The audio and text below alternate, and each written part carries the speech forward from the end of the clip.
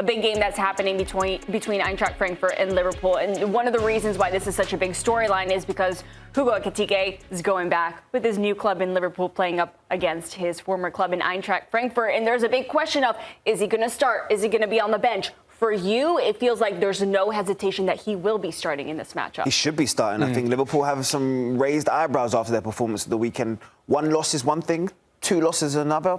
3 is starting to raise a few concerns. 4, this is now code red. Okay, now we need to change a couple of things up. And I think Hugo Ekitike probably will be one of the first players to knock on the manager's door and say, so how long do you need me for on midweek? Because I should be starting. Because the threat that he had actually when he came off the bench against Manchester United was incredible. Couple of shots in the 28 minutes or whatever else that he came on. But it's the directness, it's the link-up. They just look a more cohesive team when Hugo is on the pitch. And sometimes you can't necessarily go reputation, transfer fees. The manager has to trust his eye test. And his eye test is telling him that Ekitike is my most confident forward and I have to put players in the position to be successful. Do you agree with that? Do you guys agree that it should be a no-brainer that he does start in this matchup? Yeah, particularly in this specific game against his former team, given the really, really atrocious form that Liverpool were in, how bad the attack has looked, how much better it looked when he got off the bench and onto the pitch against Manchester United. In this specific context, it's an absolute no-brainer. And right now, as JayDee said, code red, that's a perfect turn of phrase. It is absolutely a code red in Liverpool. Yeah, you have to start playing what makes sense. And right now, keeping Alexander Isak, the Isak experiment of trying to force him into fitness through games isn't working. He's not sharp enough. You go back to Manchester United, 1v1, that's what you pay the money for. Hugo Ekitike would have finished that chance. He started the season brightly, and there's a bit of motivation for him. And he wants to show that he is the main man, as you said. And Dino Topmuller, he is going to be sleeping, maybe having nightmares, thinking, if Ekitike is on the field, then this is going to be a long day. If Isak's on the pitch, I'm sleeping well. Yeah. What about Florian Wirtz? Do you feel like it's a no-brainer to keep him on the bench where he's been the past 2 games? You disagree with that? The only reason why I disagree is because of the team that they're playing, right? And I start to look at, let's start breaking it down in terms of where they've been. They've conceded a couple of goals at Freiburg, 3 at Bayern, 5 at Atleti, which we saw in the last Champions League, 4 goals at Gladbach, and I've got an attacking midfielder which I've paid a huge amount of money for. This is an opportunity for him to establish himself, get confidence back in his lungs, and more importantly, really showcase that I am that top player. So there's going to be gaps in this team. Clearly, they're struggling defensively. Clearly, the confidence isn't there in terms of from a cohesion perspective. So if I'm sitting there, I'm like, okay, well, maybe the Frankfurt game is a turning point for his season. Because Florian Wirtz, let's not get confused. This is still a really good player. You don't fall from the levels that he's fallen to where his confidence is right now and say that, nah, he's not going to be able to return. He's young enough. He's ambitious enough. And what's everybody said about him? All of the board of directors, everybody has spoken about his mentality.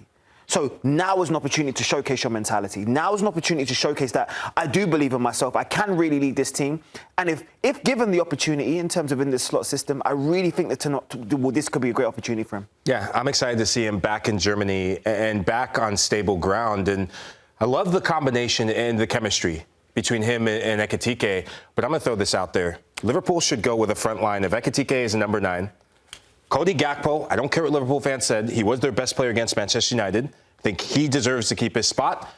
And Federico Chiesa, I knew he was going to start over Mohamed Salah, and I'm believing. Arne Slot, man, listen to me. No, I want to see that front 3 roll out.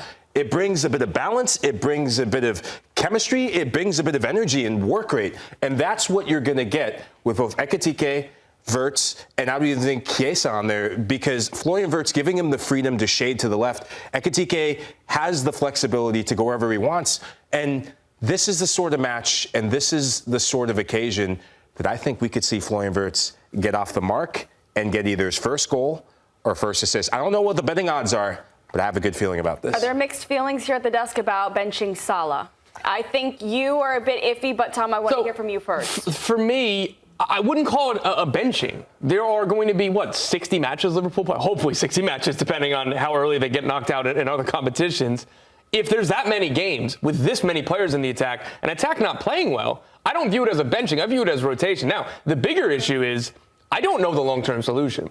There are not enough complementary pieces to each other in this attack, in this team. So what are the best qualities, let's say, of the fullbacks is to play like wingbacks. Kirkaz looks so much better on international duty than he does with Liverpool because he's asked to play a little bit of a different role to try to accommodate Wirtz, Isak, Ekitike, Gakpo, Salah. So that front three, they all want to play like inside forwards. Again, the two center forwards, obviously, and then Mo Salah is at his best when he gets to be in that inside channel. Well, to accommodate that, you need both wingbacks to go forward. Well, then to make Wirtz make more sense in the team, you need to have an attacking midfielder, so one of the fullbacks can't go at all times. Every decision and every potential answer creates another problem. And that's where I'm most worried about with this team, because whatever the best 11 is or the best system for the group, it's going to leave a lot of money on the bench, and it's going to leave a lot of investments in a bad spot. What are you thinking, JayDee? I'm concerned if you drop Mohamed Salah for this game, you might lose Mohamed Salah mentally. And that's just a hunch. I have no inside information on that. There are certain players in the team, and you'll know this, right? Because you did a lot of the doggy work for players that you carried them, right? Yeah, absolutely. There's certain players that you carry because you know in any moment they could create magic. Mohamed Salah is definitely in that category. And what's made Mohamed Salah so effective over his career is the short-term memory. And when I say short-term memory, it doesn't matter if he has a bad game, he'll come into the next one with the same ambition, same hunger, doing the same runs, and all of a sudden, those misses from the previous game now look like goals.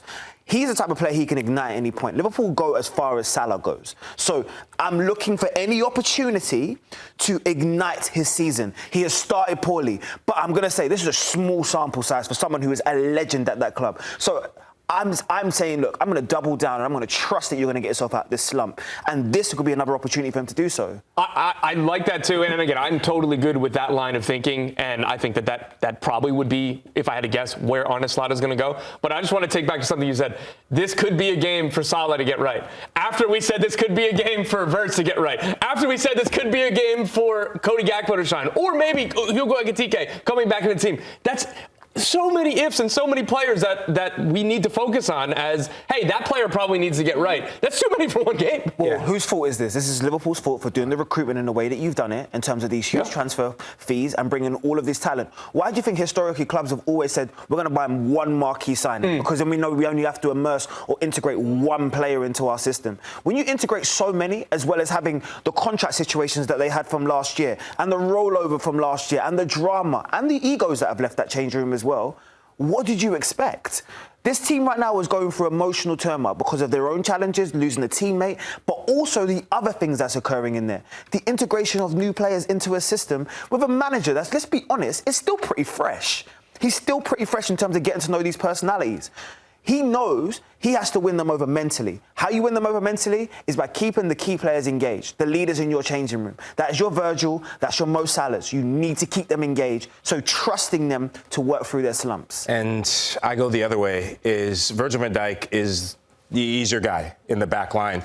But at what point, if Mohamed Salah keeps not scoring goals, you're going to trust him out of a job? Because the pressure's ratcheting up on Arne Slot. And I get what you're saying, but at a certain point, the thing about Mohamed Salah that I always admired was the juice was always worth the squeeze. He could go missing for 89 minutes, but he would always deliver you that match-winning moment. I'm not saying Mohamed Salah is a club legend. He's a living legend. He's a living icon. But at some point, Liverpool have made these investments to think about the future.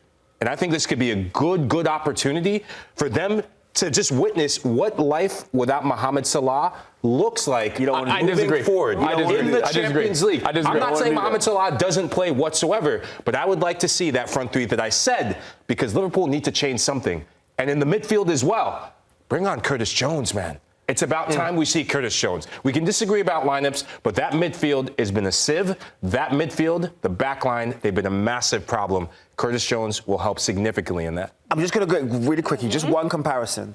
When the passing of the torch happened in terms of David Silva to Kevin De Bruyne and Kevin De Bruyne to Phil Foden, they were handed from player to player. It wasn't, we're taking you out and we're putting this player in. That's how you lose a changing room, because then you're divided in terms of the players that have loved this player and have affiliated themselves with this player is saying, well, I'm going to ride with KDB, or when the grace that you hear when you talk about Phil Foden, talk about those legends before him, is because he knows that those players pass the torch to him. If Liverpool want to make it seamless, they have to allow Mohamed Salah to pass the torch onto the Florian Wirtz, to pass the torch onto your Alexander Isaks, to make them understand the weight, the gravitas, and the gravity of wearing the Liverpool and being the main man. If it happens another way, you might lose a changing room.